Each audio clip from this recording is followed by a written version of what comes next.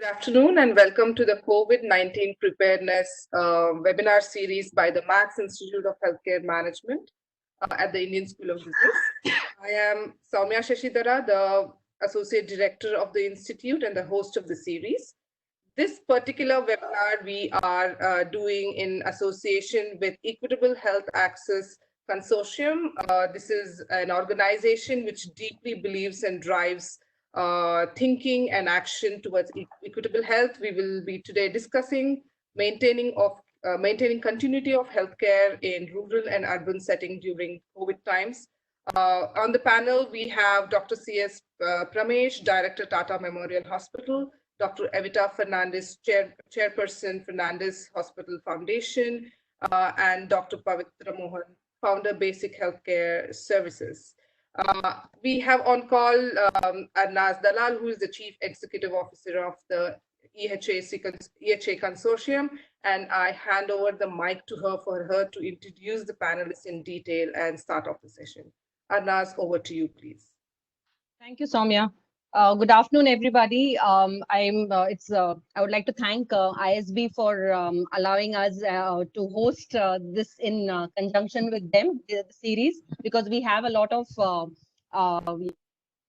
expertise with us, and they have a lot of knowledge which they would like to bring and share with all of you. So, having said that, I would like to introduce Equitable Healthcare Access, which is a consortium comprising of socially sensitive healthcare providers, organizations that are involved in fostering livelihood and educational institutions from across the country. These organizations have come together out of the concern for dwindling ethics and growing inequities in access to healthcare in India. So EHAC aims to build a network and influence the healthcare ecosystem to move towards more humane, ethical, and equitable care. And our core purpose is to facilitate equitable healthcare for all. By design, the members in our consortium include for-profit and not-for-profit and governmental organizations, and each of them contribute to the care ecosystem. We are a trust which registered in Hyderabad and have been officially around for a year, but we started working on this initiative in 2018, early 2018. Some of the members of our consortium are Care System, Fernandez Hospital Foundation, Tata Memorial Cancer Healthcare Services, and many more, and Indian School of Business, and many more. To know a little bit more about us, please do visit www.consortium.org. You'll find all the details there. Today, we will be talking about maintaining continuity of healthcare in rural and urban settings during COVID times. And towards this end, we have Dr. Evita Fernandez from Fernandez Hospitals, Dr. Parmesh from Tata, Dr. Pavitra Mohan from Basic Healthcare Services in Udaipur. And Dr. Pavitra Mohan will be the moderator for this session. So without wasting too much time, I'll hand over the mic to him. Dr. Pavitra. Thanks, Arnaz. Good afternoon, everyone. We will discuss something today that is not often discussed. I know that there are a lot of webinars happening around this time. One of the things that has been bothering some of us, and there is growing evidence that the continuity of services, of healthcare services across the board in rural areas, in urban areas, in primary care, in tertiary care, is getting affected. There is a evidence that there is a decrease in access and utilization of healthcare services, which is putting a large population at risk for contracting and dying from diseases other than COVID.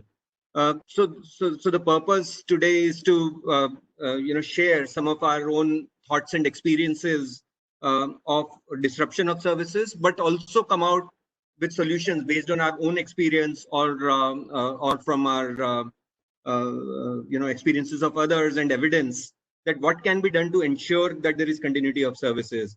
I'll just begin with quoting some of the data that LiveMint carried a few days ago based on analysis of National Health Mission data, which showed a 10% decrease in institutional births in government facilities across the board. More alarmingly, it showed a 30% decrease in obstetric complications reaching hospitals. So if complications are not reaching hospitals, where are they going? What is happening to them? We have no clue. There are 400,000 fewer children immunized. And coming to cancer, it seems that about 100,000 lesser patients attended the outpatient for cancer care in last 1 month. We also heard over last 2 days very unfortunate news of 2 of our beloved film stars, celebrities, and actors who died unfortunately of cancer, which kind of brings home the point that there is a mortality that's happening of many other causes that continues to happen. We had estimated that since the time the first COVID case was detected, about 2 million people in India would have died, accounting for subtracting the cases that might have been saved due to accidents, etc. And about 500,000 could be those which could be prevented by a stronger health system. So with this background, I would like to invite first Dr. Parmesh, who is the director of Tata Memorial Hospital, Tata Cancer Hospital in Mumbai. Dr. Parmesh, and the question is that what is it that you are seeing in your own hospital, in your institutions, in the cancer care arena? What is happening with continuity or disruption of services? What are the challenges that patients are facing, and what are the challenges you as an administrator and a clinician are facing in maintaining continuity of services? And finally, what are the solutions that you have implemented or you propose which can ensure that there is no disruption of services while we manage this menacing pandemic? So over to you, Dr. Parmesh, to share your experiences and thoughts on this. Thank you, Pavitra, and thank you, Arnaz and Soumya, for the opportunity to be part of this panel discussion. I think in very difficult times, and it's important that we share what we've learned over the last month or slightly over a month, so that we could incorporate what we've done in all the centers that we currently provide healthcare in. At Tata Memorial Hospital, we've gone through a series of changes, sometimes happening at very short notice, which has been necessitated by the rapidly evolving situation that we currently find ourselves faced in. While nobody can and should underestimate what the pandemic is doing to us, important to understand is that going the other extreme and focusing all our energies only on the pandemic to the exclusion of every other form of healthcare delivery is a very big mistake. So we are part of a UI task force which is looking at what is the likely non-COVID impacts of the COVID pandemic on healthcare delivery. And it seems very, very clear that for every one life that we save as part of a very concerted COVID-19 pandemic response, whether it be a lockdown, whether it be the kind of restrictions that we are seeing, we are likely to see 1.x number of deaths due to other causes. So what we are saving in one area is actually less than what the overall mortality is likely to be. And Pavitra shared some statistics here to support that. So at Tata Memorial Hospital, we went through a series of changes which were necessitated by the rapidity with which things evolved. And this we realized quite early in the pandemic that maintaining cancer care services to the extent possible, given the constraints that we are currently working under, was very, very important. We've actually been accused of a number of others about being too narrow-minded in our focus, about wanting to treat cancer to the exclusion of what was a raging pandemic. But this was a very deliberate decision.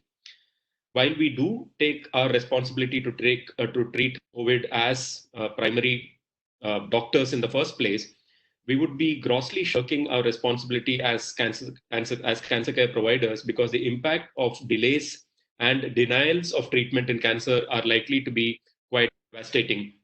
And as Pavitra mentioned, the mortality and the morbidity of doing so would be substantial.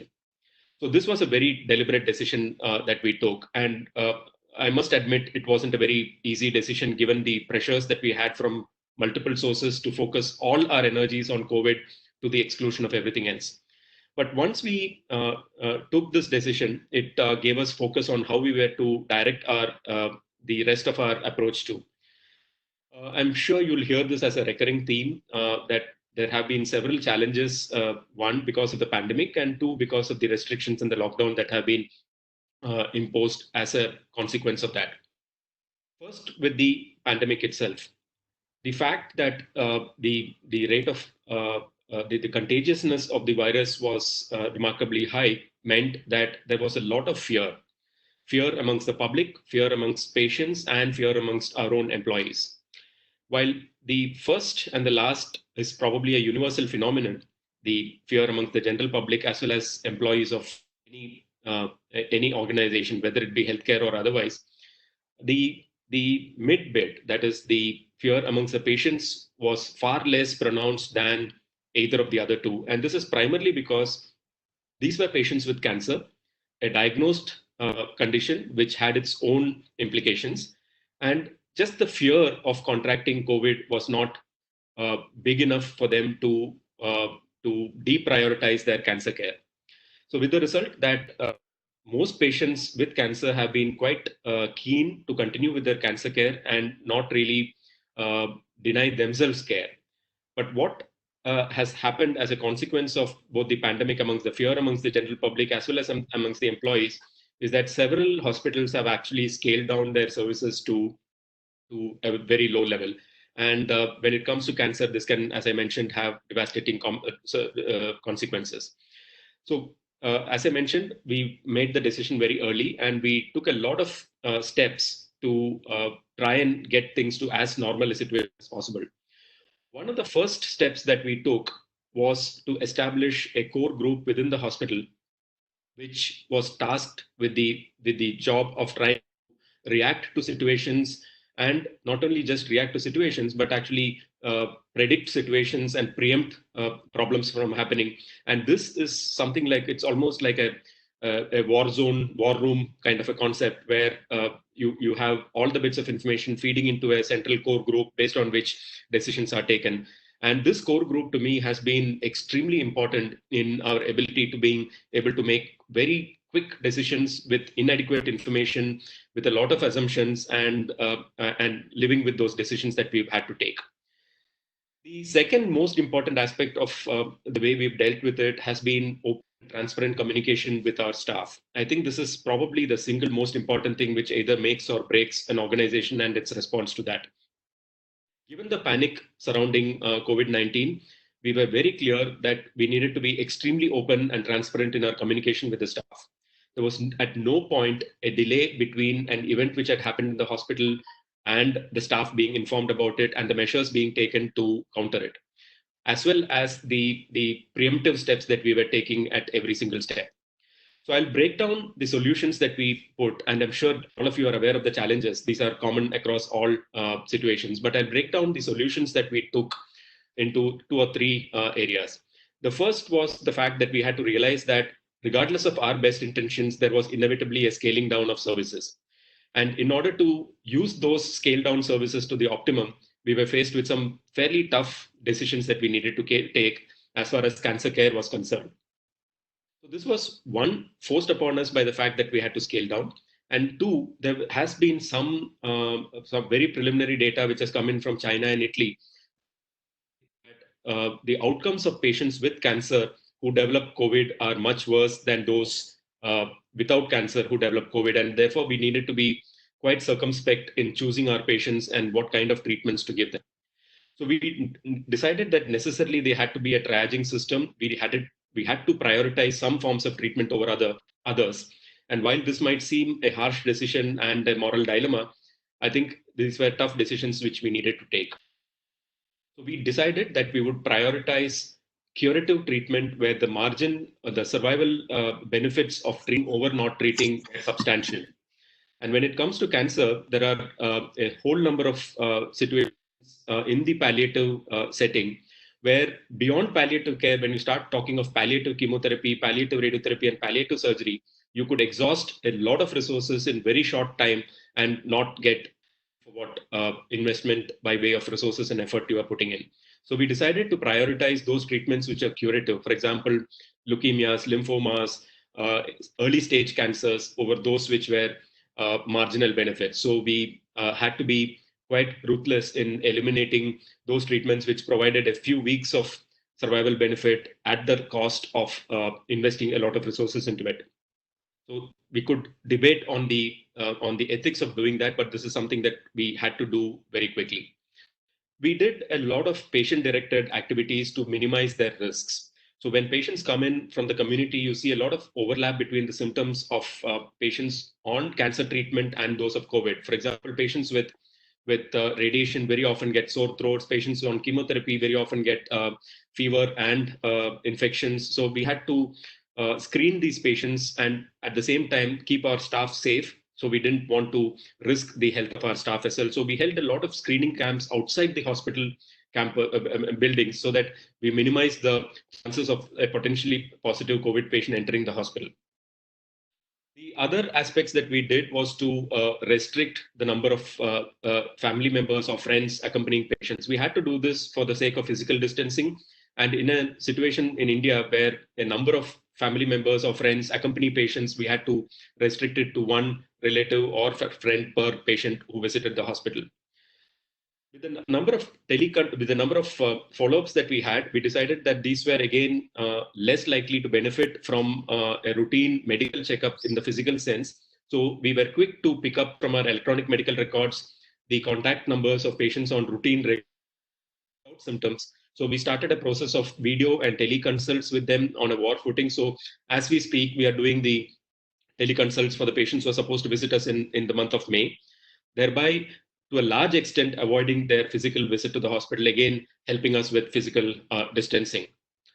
Coming to the hospital preparedness itself, we had to very quickly, in short order, create a separate fever OPD, something that a pure cancer hospital finds alien to its culture. We had to prepare a separate isolation ward. We had to double the capacity of the isolation ward and rapidly scale up our infection preparedness solutions as well, coming up with new standard operating procedures as far as looking at patients who had potentially positive COVID infection were concerned. We also had to deal with the consequences of the lockdown. And this is the final segment of what I'm going to speak about. A lot of our employees found it difficult to visit the hospital because of the transport facilities were not available. Patients were unable to visit our hospital. We had patients from other parts of the country being stuck, completed the treatment with no place to stay. So we had to look at each of this, and it became as much a social problem as a medical one. So we started this fleet of buses, which started with about 10 buses running 3 trips. Now we run 22 buses over 3 trips, 66 trips in all, ferrying patients and staff from wherever they live to the hospital and back again. Also ensuring that within the bus, there was social distancing being practiced. We had to create a lot of behavioral change within the hospital employees as well as patients, making sure hand hygiene, social distancing, and maintaining distance between patients and family members, avoiding prolonged contact were concerned. The final bit that we did, and we did this very, very early, much before any of the other bits that I mentioned, was to protect our body. So we identified those of our staff who were vulnerable, and by vulnerable, I mean the very elderly, those who were pregnant, those who were on immunosuppressants after a transplant, patients who had staff who had uncontrolled diabetes and hypertension and multiple comorbidities, and we gave them fully paid leave from the time the entire pandemic broke in India and to this date, and this likely to continue as well. So with a combination of these measures, we have been able to maintain close to normal as possible. And even with the kind of extremely restrictive lockdown that we are facing in the state of Maharashtra, we are currently catering to about between 55 to 60% of what our normal caseload would be. So on an average day, we used to see approximately 3,000 patients visiting the hospital every day. We currently cater to about 1,600 patients visiting the hospital, and this is across all areas: surgery, medical oncology, as well as radiation oncology. So these were some of the aspects that we dealt with. And to kind of summarize what we did, it was a massive program of online education and training, opening lines of communication with our staff and employees, which have helped deal with this. We have weekly Zoom calls with most of our employees. We have WhatsApp groups created in very short order so that immediate exchange of information is possible, making it clear that we are an extremely open administration.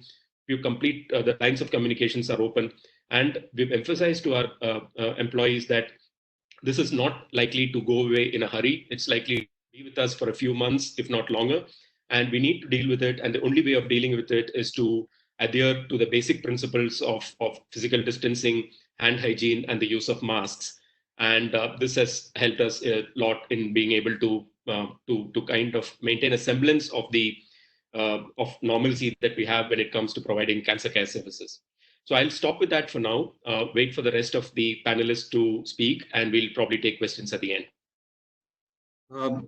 Thank you so much, Dr. Parmesh. I think this is wonderful. I think with in being in a place which is such a high volume and a high pressure and a critical area, and in an area where there was such an intensive lockdown and the spread of pandemic being there, still with, I think, using best evidence, communication, and courage, you've been able to manage the continuity of care, saving probably thousands of lives which might have been affected due to cancer. Absolutely impressive. Can I now request Evita for the same set of questions? I mean, you are in a very different space of obstetric care where, again, you can't delay a pregnancy. If there is a pregnancy, then the person does need care. It's not as if they can wait for a few months to access care or to deliver. It's maybe obstetricians can delay it by a few hours. Probably that's what all I know about obstetrics. But you can't really. I mean, if the woman has to deliver, she has to deliver. So how did you kind of manage the continuity of care in these difficult times? Sure. Soumya, I don't need the slides. I can just talk based on the questions. Okay, it's all right. Yeah, thanks. Thank you. To begin with, thanks to EHAC and Soumya ISB for inviting us to share our thoughts on this. This has been a difficult time for everybody, and I was just listening to Dr. Parmesh and saying, my God, I wouldn't like to be in your place because of the sheer volumes and all that is involved. And I can quite imagine the anxiety levels that all of you went through. Mother and newborn care is, as you know, Pavitra, essential services. So that has to go on. It can't stop. But almost overnight with the lockdown, we realized, because we have a footfall between 5 facilities of anywhere between 800 to 900 mothers walking in between the 5 facilities. So suddenly we had to phone people, set up helplines, talk to mothers and say, don't worry. Fortunately, because we had an electronic medical record, we could reach out to mothers, look at their appointments, go through their cases, discuss things with them. So the first 7 days, we had dedicated people, just doctors, calling mothers and gynec patients over a period of about 8 days. Meanwhile, we set up, as Dr. Parmesh said, a specific core group. And the core group began to look at different things. One is, how do we set up the process of screening mothers when they come in for labor and birth or any emergencies? The second was a group that focused on PPE. What kind of equipment? Where do we source it from? How do we wear it? The donning and the doffing and all that. So that training went on. The third was to set up protocols. Do we need to change the way we look at mothers when they come in? So you have a screen pathway, isolation ward. What happens if we do have a COVID positive woman?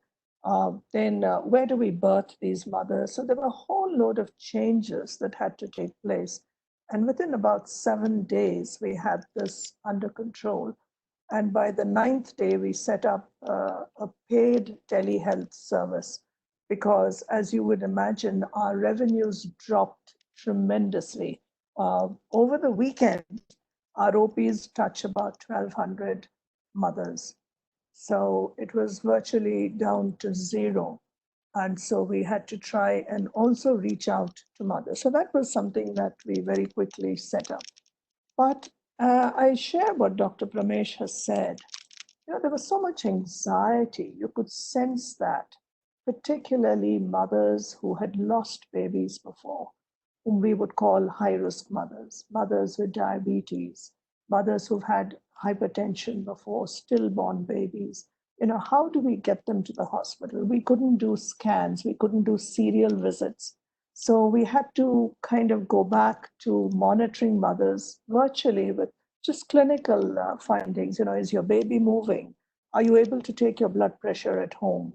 Do you have a glucometer? Because most of them would have had these basic things at home. So we were able to combine all this and continue the care for mothers. We must have done about 6,000 calls over the first 7 to 8 days. Then you've got an 1,800 member staff, majority of whom are in the lower cadre, your housekeeping staff, your security.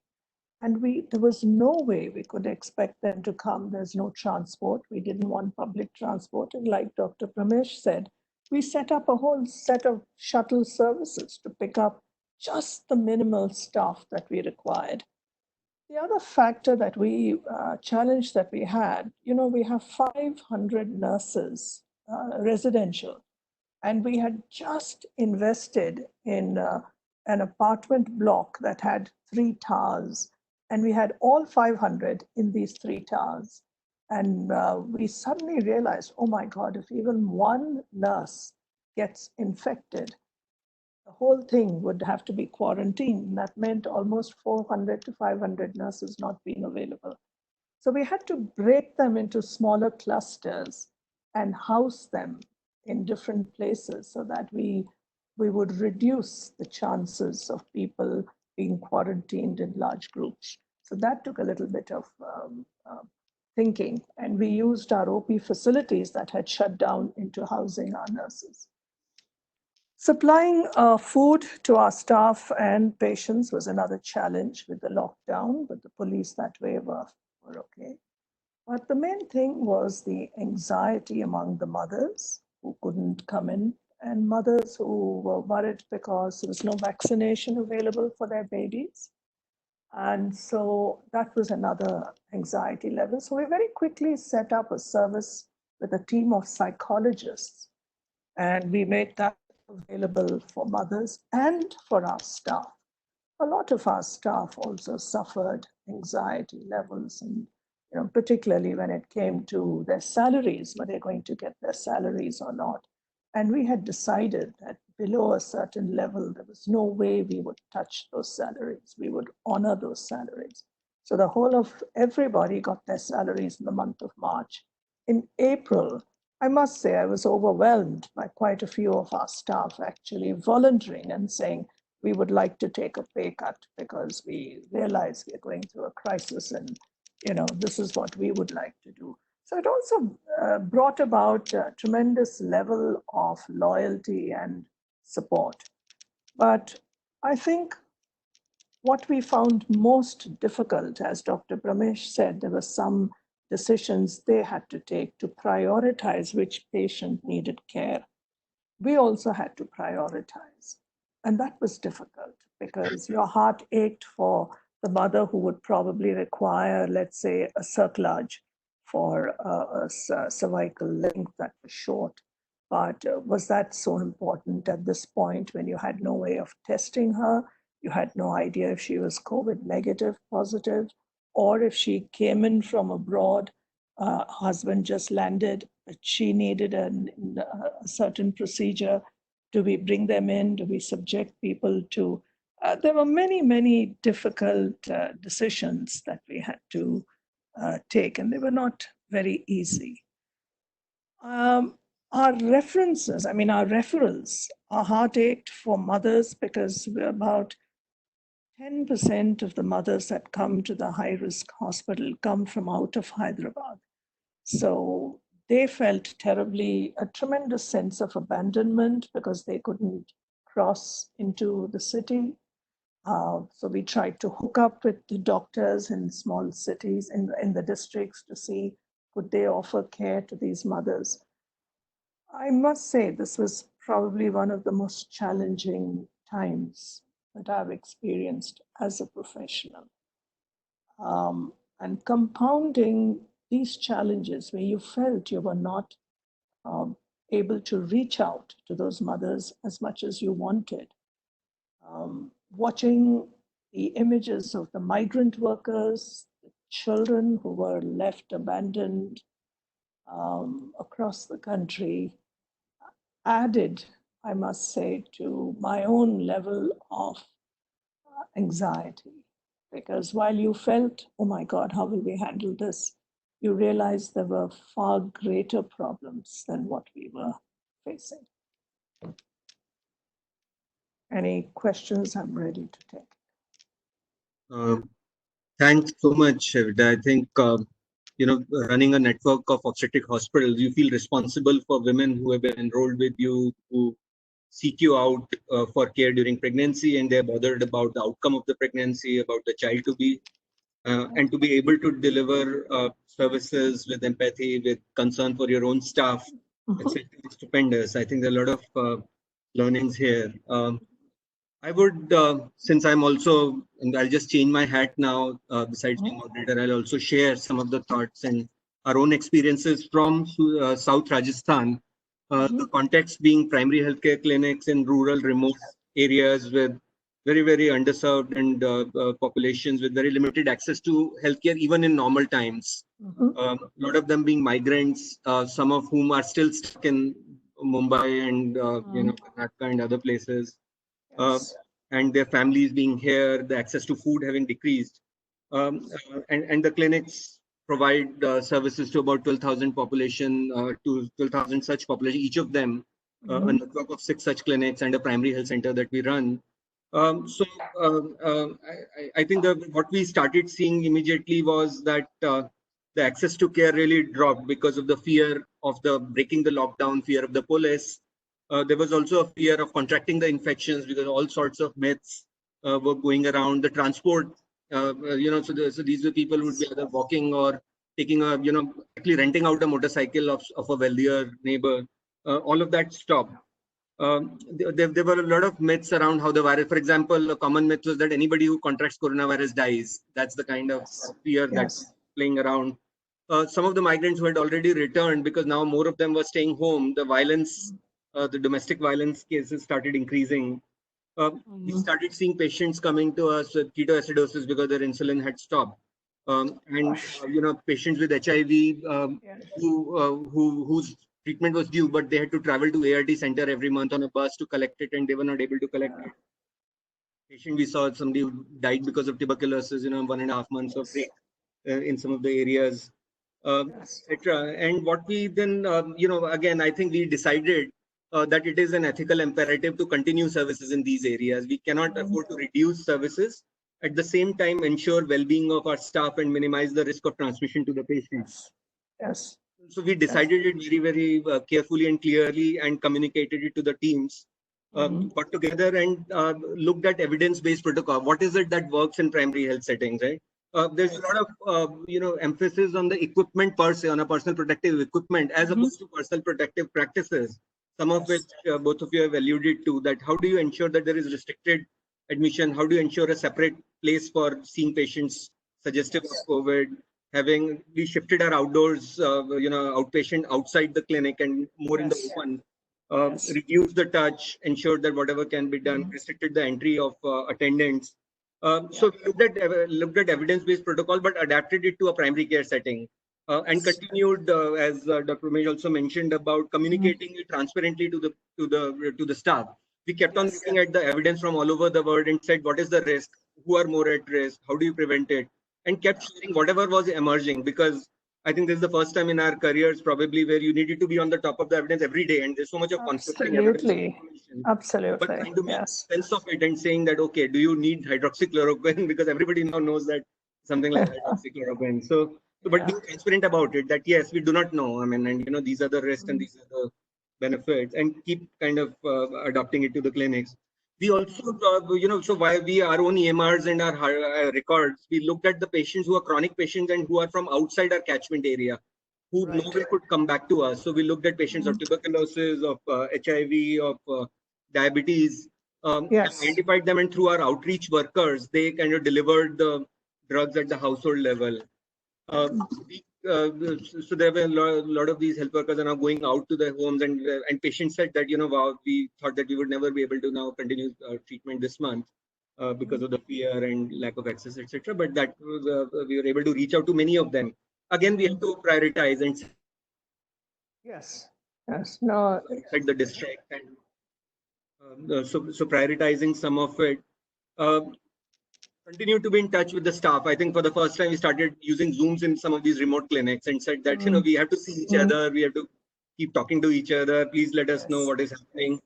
We even and our ambulances were doing a lot of trips also wherever they, because there were issues with the nurses at their households, and so ensure that they also rest for a while, transporting them safely. Had a protocol for ambulance transport, etc. One of the things that still was neglected, especially in our primary health center area, was that because of the government directive that you cannot have immunization sessions, so a lot of immunization was suffering. And so a few days back, we decided that we'll have a plan for scheduling the immunization services. So we would identify people, bring them to the clinic, immunize them and send them back, but not at one place, but schedule the services. And that has restarted a couple of days ago, and we are hopeful that we'll be able to catch up by next month. For the myths, we realized that we can't have a helpline. People don't know what the helpline is about, and so we actively started reaching out to people that we knew in the villages, our volunteers or people of our advisory group, counseled them over telephone about and had an open conversation on what are the common myths and trying to address that. What is the true understanding of the disease? How does it spread? Why are migrants likely to bring back the transmission or not? What is the likelihood of death if who are more at risk, etc. How is it caused? And reaching out to hundreds of individuals over phone more actively, and then engaging them. Some of them started calling back and knowing more about it. Finally, I think from our own field area, we started collecting more information on the transmission of the disease, of the incidence of the infection, how many people came back from the cities, and how are they showing any symptoms. So we started tracking both in the clinic data as well as from the community. And we've just come to some very kind of interesting data on the migrants and their incidence. Is it how much are they likely to transmit, and why, and which particular ones are more likely or less likely? So, and you keep using that to also allay a bit of fear and take an evidence-based intervention. Still, so in some of the clinics where the patient catchment was very large from outside the districts, there the utilization has dropped. In others, it has increased because they are now. One of the things I would like to say is because the primary healthcare is closer to the communities and has connected with the communities. In such situations, having such distributed primary healthcare is extremely. We found that it is extremely important to ensure continuity of care as well as allay fear and stigma attached to a pandemic. Manage it. So yes, these have been some of the. Some of our own learnings and solutions that we try to. No, you're absolutely right, Pavitra. There was so much fear, even among healthcare workers. So we had to work through those fears. And the fact that they were given protective equipment and assured that there was no way we would compromise on their safety, I think was very, very important. And we were also clear the day we had no protective equipment, we would have to probably shut down our services. Because right now, I'm not sure about the other states, Telangana government, our chief minister is absolutely against testing. So we have no idea about, who's actually positive and who's negative. And from the New England Journal, there was an interesting article from New York that came out, and they said about 18% of mothers that they followed up in labor and birth were actually positive but asymptomatic. Right. And so one is acutely aware of this, and when you're frontline workers, so we even had to put in different. We had to change some of our protocols in labor and birth and the kind of PPE and minimize the number who would be in with that woman, So even we had to ask ourselves, should we allow a birth companion? But we feel so strongly about the presence of a birth companion. We said, no, companion will be there. But we stopped getting the husband into a cesarean, into the theater, because there you have to go into full PPE. And we had to explain to him that there we have some limitations. But in the vaginal birth, they could have a birth companion.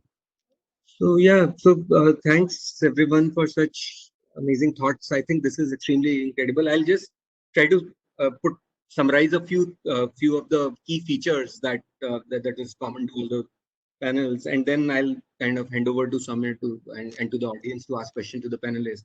I thought that there were some very critical features. One is the transparency. I think being transparent with the staff, with the communities, of what is happening. Also saying that we do not know some things, but this is the risk. This is what the calculated risk that one is talking of, or these are the ways that we can ensure continuity and prevent transmission. There is also, I think, a lot of emphasis on communication with the teams, communication with our own teams, with the communities, ensuring that communication continues and also enhances in these times. As we say that in these times, it is better to over-communicate than under-communicate. So a lot of communication that we talked of. The third is the evidence and protocols. Keep using the evidence objectively and then keep adapting it to the situation is another critical feature that I thought was important. The next feature that I saw across was the building of teams. So it's not only one administrator that is taking a decision or is responsible for the action, but having a group of people within the organization who think together and then assume collective responsibility. Shifting some of the measures, whether it's outdoor or counseling or some care, using telehealth and measures to where you can minimize the presence of the patient or the community in the clinics or health facilities is again something that's common. Adding anxiety and fear, I thought was almost everyone talked of it quite significantly. Having transport both for staff and for the patients is extremely, I think, common underpinning, both because of the pandemic and because of the lockdown. You need to, ensure that people are able to travel, especially the staff and patients who are stuck or are not able to reach out. Finally, I think some decentralization. Dr. Evita mentioned about distributing the staff nurses in different places so that they all don't get affected simultaneously. So how do you distribute both care and people in different settings is another thing that I thought important. Finally, I thought there were two kind of underlying underpinnings, which was one was overall a courage to say that if you're doing the right thing, then you can continue with caution. And the second one was being nimble and being adaptable and rapidly react to the situations as it evolves. So I'll stop here and I'll just maybe there are probably 2-3 minutes before we can take the question, and if I'll ask Dr. Parmesh if we want to add any final kind of comments for 2 minutes, and then maybe we can I'll hand it over to Samir to take the questions. I think you've summarized it very well, Pavitra, and I think what comes across very clearly is we work in three very different situations. There seem to be a lot of common themes which we have adopted by way of solutions as well as the challenges that we faced. And I think it's very helpful to get this legitimized by folks like you and Dr. Fernandez, who also have adopted a similar strategy. I think what we need to do most importantly is to get the fear out of the general public, out of patients, out of our own employees, and accept the fact that we are going to deal with the situation for a few months. It's not going away in a hurry. And the sooner we come to terms with that and go on with life as usual, you're going to end up with far more adverse outcomes due to lack of access to other forms of healthcare than it otherwise would be. So that's my single most important take home from what we've learned over the last month and a half. So look forward to the questions. Thank you. Thanks so much, Dr. Evita and Dr. Parmesh. Over to you, Soumya. Thank you so much. Thank you to the panelists for all your insights. So first I'll take some questions that were related directly to some of the things you said on the panel. So there's one for Dr. Parmesh. So the participant wants to know what were the tools used for screening the patients. Was it based on travel history or contact history and thermal screening alone? What were the practical dilemmas which was faced by the screening teams? Right, that's a great question. So we again had to keep changing the screening tools that we use. So the first week or two, what we did was to actually ask for history of travel to the global hotspots, and we were seeing plenty of them coming in from countries like who had visited countries like China, Korea, and later on with the Middle East, and we found that we were able to screen using that. But what has run common beyond that period, and this was a short-lived period because once the international travel was banned in India, that was no longer a major issue. But subsequent to that, and even during this time, the common theme was looking for the history of symptoms which are common in COVID, like fever, sore throat, to some extent anosmia, and we also did thermal screening to look for anyone with apparent fever, with very obvious fever. But what we found as a practical situation was that a number of these were actually very common with symptoms that you get for patients on cancer treatment. So many patients with chemotherapy developed febrile neutropenia, they had cough, people with lung cancer and with head and neck cancer had sore throats and cough. So there was a lot of overlap between these, and therefore we created a separate fever group within the various medical specialties so that they could all pitch in case of a dilemma, and then a quick go no go decision on whether to consider as a potential COVID patient or not. At this point, we felt very early, again within 10 days of our starting the whole thing, that our system of sending patients outside for COVID testing was inefficient, and we had to wait a long time. So we rapidly got a couple of our departments, which had never worked together in the past, to combine forces. So we got the virology within microbiology as well as the molecular pathology department to quickly get together as a COVID testing facility in-house. And we did this in a record period of just, I think, 2 or 3 days, where we shifted equipment from one lab to the other, got a pool of scientists who are capable of doing the RNA extraction and running the diagnostic assay for the RT-PCR. And within 3 days, we're ready with ICMR approval to run the test. And we found this remarkably useful because we were able to decide on testing much more than what the ICMR recommends. We do double the numbers of patients that the ICMR recommends based on their own indications. And we find this a very quick tool to help us decide whether a person is COVID positive or not. And that's been the way we've been screening so far.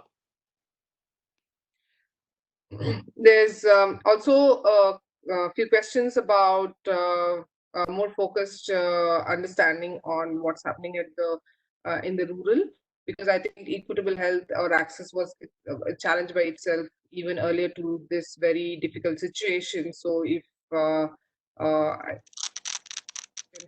actually weigh on what is happening and then what you see as the way forward.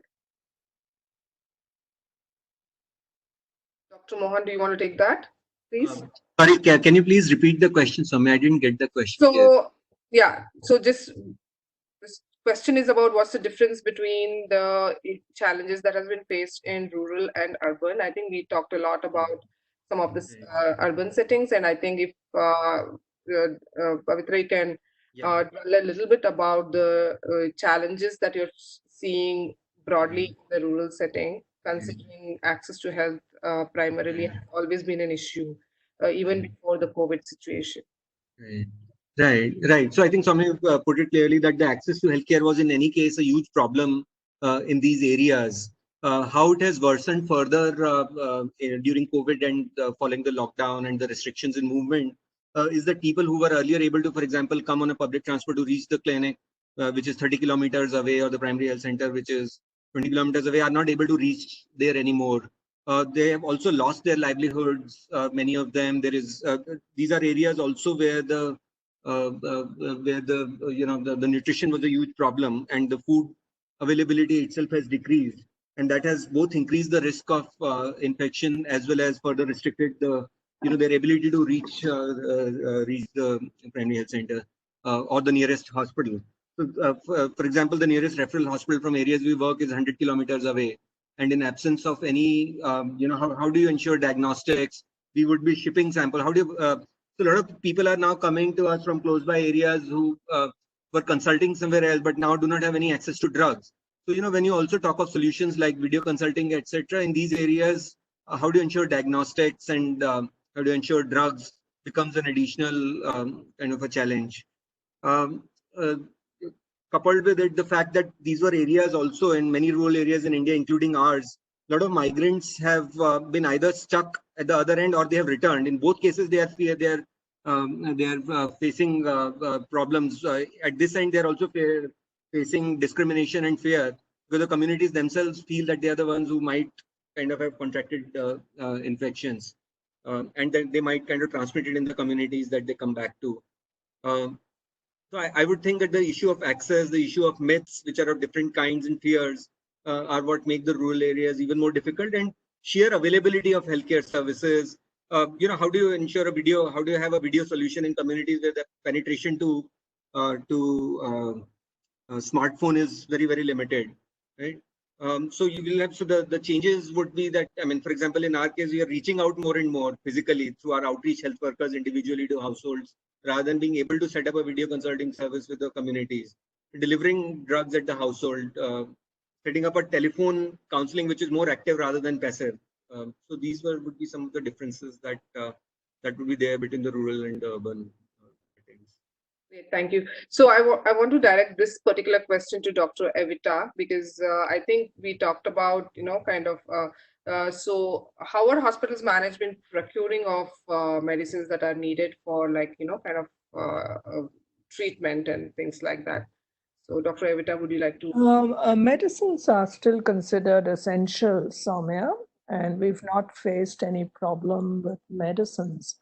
We did have a problem when the truck that was carrying all our surgical gowns and the protective equipment couldn't come through.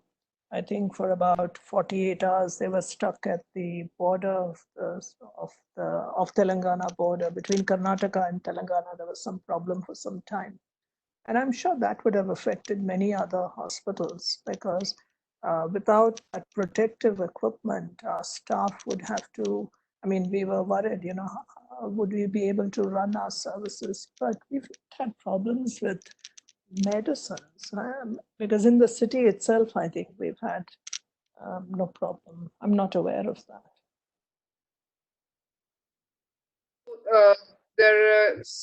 There are a few questions with regards to sustainability, more from how the hospitals are managing. So there is one question by Dr. Shravya, a student of Advanced Management Program for Healthcare at ISB. Hi, Shravya, good to see you on the webinar. What has been the economic impact of these continuity strategy, and what are some of your thoughts in facing these challenges? And a similar question by RDA. So there is a decline with respect to private hospitals' role in managing the crisis. How do you see this situation unfolding over the next 3 to 6 months? Will this increase the overall cost of healthcare delivery, which is reeling under huge variance across geographies? I wish I knew the answers. They're very, very valid questions because I know we ourselves see such a struggle to sustain our employees, to sustain the operations. I mean, we are fortunate that our births have been continuing.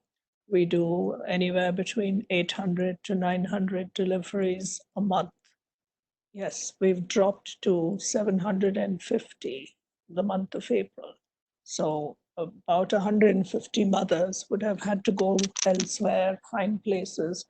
Some of them would have come from out of the city. So that to a certain extent is sustaining our revenue, but a lot of our services connected with outpatients, scan, laboratory, elective surgeries and gynec, treatment of infertility. I mean, there are many other services that we continue to offer have been affected. We've restarted our scanning because for 3 weeks we were able to keep, mothers away from scan, looking at gestational age. But we do give you a very clear example. We have about 30 sets of twins on an average every month. So with twin pregnancies, you tend to scan these mothers at least once in 3 to 4 weeks. So once there was an extension of the lockdown, you had this huge surge of anxiety among twin mothers. So, how do we bring them in? How do we take care of them? So honestly, we're trying to see how we can restart our outpatient services, prioritizing the mothers that we can bring in, mothers who are close to their due dates. So very, very slowly, and keeping physical distance also in place. So where you would see at least 60 mothers, say in about a day's OP, we've now dropped it to 30, 25, make sure. So we've just started our OP services about 4 days ago and scan about a week ago. But I can imagine it's going to be extremely difficult over the next 6 months. I don't have any definite answers, but I know that we all have to tighten our belts and certainly go through severe austerity measures. It's a good time to also question and how can we become more efficient in the way we offer care. I don't believe we should be raising our prices to generate, to take it from women who come to us. I think all of us are affected. We're very conscious of that. Thank you. That's a good.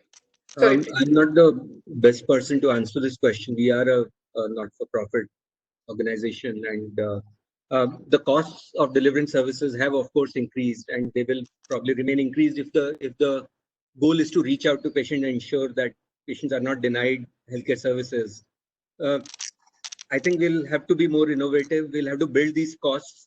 And I think if the prime goal is to ensure that we have to ensure continuity of services and build our costs and innovations around it and our fundraising study around it, I'm sure we'll get there, because there is a lot of, I think it is a collective responsibility of all the players, of private, of public, of governments, of non-governments to take this crisis. But I think the important thing is we have to keep this in mind, that the goal is to ensure continuity of care, not to deny service. If that is the goal, and if we all come together, I'm sure we can get through this crisis. Money or the sustainability, the financial sustainability of services should not be a problem to my mind.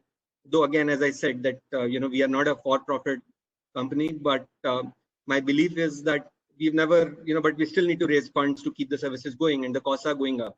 But I've also seen a lot of solidarity and coming from a lot of our donors or funders, from individuals, to say that we are there, so, and that gives us strength to say that we will continue the service. We don't know where money will come from, but my sense is that with a collective sense of responsibility and solidarity, economic, it should not be a restriction in providing continuity of service.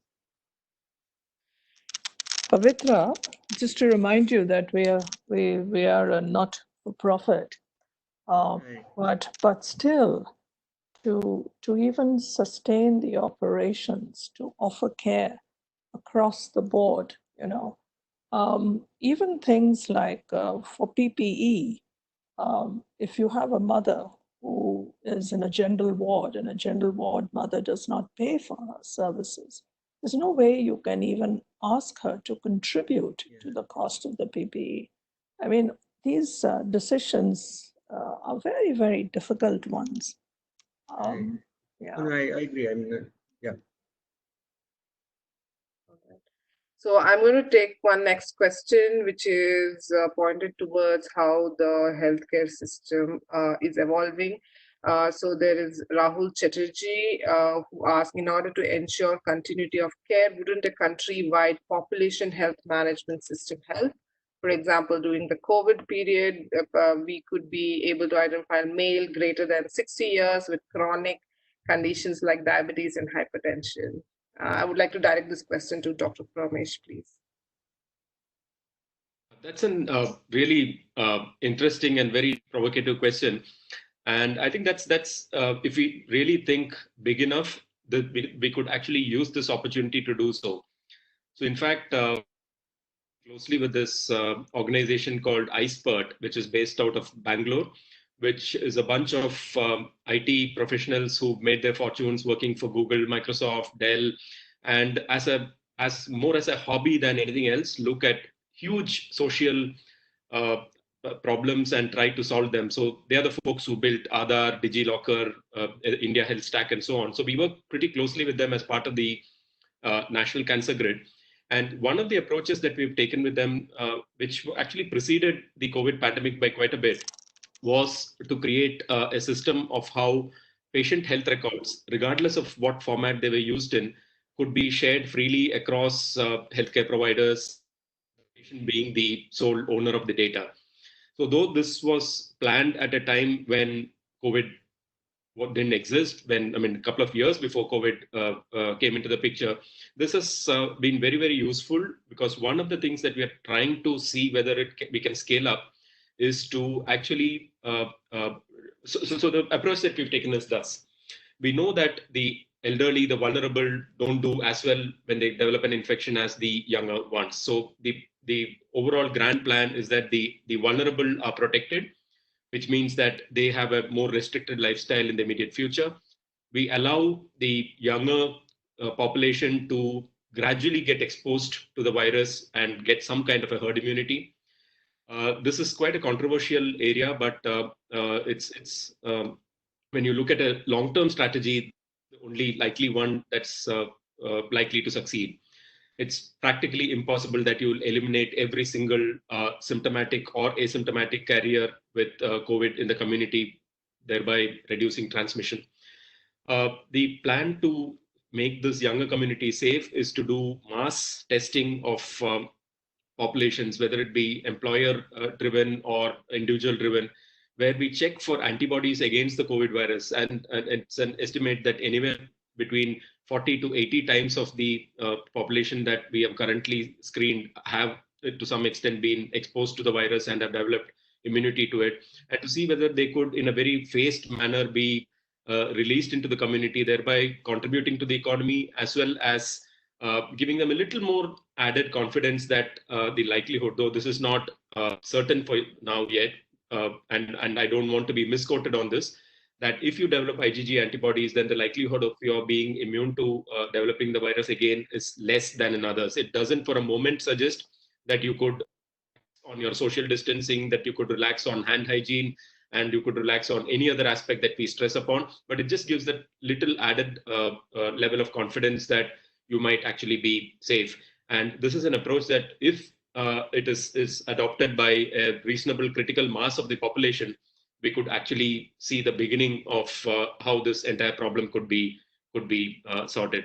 But I again agree completely with what that this has been a huge learning process for us. Not learning in the way of how to handle the pandemic, but in the sense that what the lessons we've learned out of managing this is likely to stand us in good stead in making our own operations a lot more efficient and lean and meaner than they've ever been. So I hope that answers your question. Absolutely, thank you. So this will be the last question we'll take. I'm conscious of the time. I don't want to overshoot too much after the announced duration. A very valid question, and I'm sure on top of mind of most of our participants who are from the healthcare organizations. Both Dr. Amaresh, who's again a student of our advanced management program for healthcare, and one Madhu Uddaraju. They both ask, doctors are a lot in fear of contracting COVID, and then the screening is very limited as of now in India. And then Madhu says, as leaders, how do we think we should deal with this situation in the healthcare, with various healthcare organizations? Dr. Parmesh?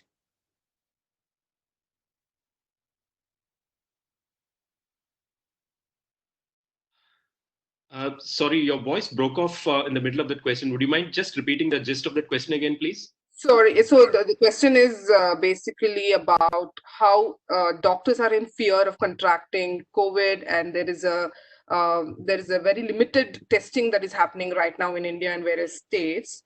And then, as healthcare leaders, what is it that we can do to kind of reassure and manage this particular situation from a provider perspective of healthcare workers. Yeah. I think the answer to that question has been the cause of several sleepless nights, and I'm really not figuratively, for me over the last month or so. So as the director of the Tata Memorial Hospital, the most dreaded phone call I get is in the middle of the night when, so I've instructed my lab to let me know when every single positive report comes in. So I realize now that I'll need to change the strategy for my own health, because it's increasing. But I've still insisted that every single staff member who comes positive needs the report needs to be sent. Telephonically conveyed to me at every single point. So much as we would have liked our employees to stay safe and healthy, it's inevitable when the overall prevalence of the disease is so high that it's just a question of time before this happens. And that time happened to us just about a week back. The first staff member who gets infected is always the most difficult one that you deal with, because much as you realize that someone is likely to get infected, the first one's never easy. The effort it takes to accept it yourself and then to personally convey it to the staff member, allaying their fears to the largest extent, and then try and make sense out of what the practicalities of that are. And the practicalities are mundane things like contact tracing and obsessive contact tracing to every single individual that staff member has met, whether it be a colleague, whether it be somebody they've traveled with on the staff bus, or more importantly, our own. That needs to be addressed at the same time as allaying the fears of the employee and their own families. And that's not easy. Many of our staff have families with elderly parents, vulnerable relatives who stay with them under the same roof. Try to get them out of those situations into a safer environment where where we minimize the chances of their infecting their loved ones. It's never an easy situation. But what we've emphasized to all our staff are some hard numbers. Once the emotion is out of it, once the fear is out of it, and you could get down to having to face the real problem, is when we put forward the numbers. And the numbers are not terribly bad. So when you even look at it, with the kind of population amongst the staff that we have, we know that 98% of them will get through a COVID infection and live to tell the tale. So that's a statistic we throw out very, very clearly and openly with our staff. Now, when that 2% happens is not something that I want to think about right now, but I would be naive that would never happen. We need to be prepared for that, and we need to see how to address that. And I hope that never happens, but still something that we need to think about. But again, constant reassurance, making sure the people who are infected go through as smooth a post-infective phase as possible. So we house all our staff who get infected within our own hospital, make sure that they get the best attention to care. We make sure that their families are taken care of. And at the end of it, they become our champions when it comes to dealing with the other employees. And I think we've had a wonderful team.